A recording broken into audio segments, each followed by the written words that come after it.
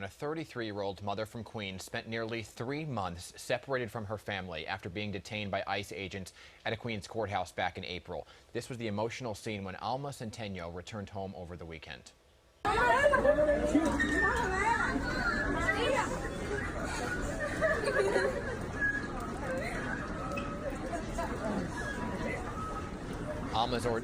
Alma's ordeal is not over. She's due back in court for another hearing, and Alma joins us this morning with her attorney, JODI, ZIESEMER, as well as Jennifer Pacheco, a family friend who will also serve as Alma's translator this morning. So thank you, all three of you, for coming in this morning.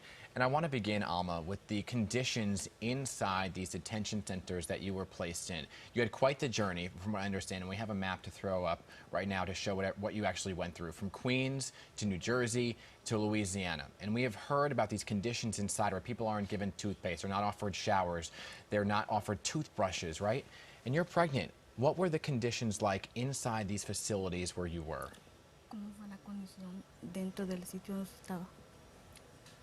Pues fue algo incómodo, fue algo It was something uncomfortable. fue algo de que impactante, de que no, It was an impact. algo de que no me lo esperaba, bajé de peso, Something that I was not expecting. I lost weight. pedí atención médica, I needed medical No. attention Because she was pregnant. porque estaba embarazada. sí, Yes. sufrí mucho de vómitos, I suffered a lot from vomiting, diarrea diarrhea. y pedí ayuda porque la comida no me estaba ayudando. I asked them for help because the food was not going well in my stomach. And she had a stomach virus, we understand. In New Jersey, just so people understand, that facility, people actually had multiple cases of the mumps. So they had issues with that facility in New En Jersey. ese centro de detención tuvieron problemas con las paperas en Nueva Jersey. Sí, Yes. And so she did not get the medical attention she really needed, especially as a pregnant So woman. entonces no tuvo la atención médica que usted necesitaba, especialmente estando embarazada.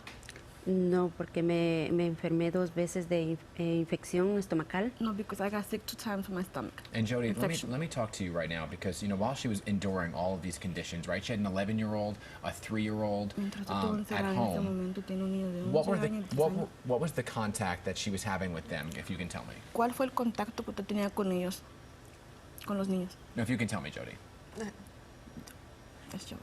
I'm sorry, Jennifer. I myself used to take the kids on Saturday to visit her mom. That was the only contact, or they would speak on the phone.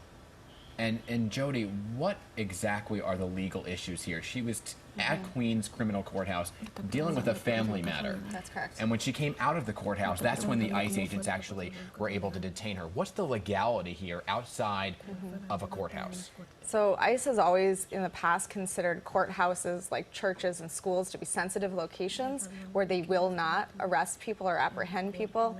That has changed recently, and so 4 armed guards were waiting for this pregnant mother and arrested her literally off the streets, whisked her away from her family, and then detained her for months. So what are the next steps now for Alma? Because she's not in the clear yet, even though she has been brought home, reunited with her family. She's not safe in the country yet. That's correct. So she's still at risk of deportation. We are asking for an opportunity for her to be heard in immigration court. She's never had that opportunity. And so that's what we're fighting for now. Thankfully, we get to have that fight while she's out of detention.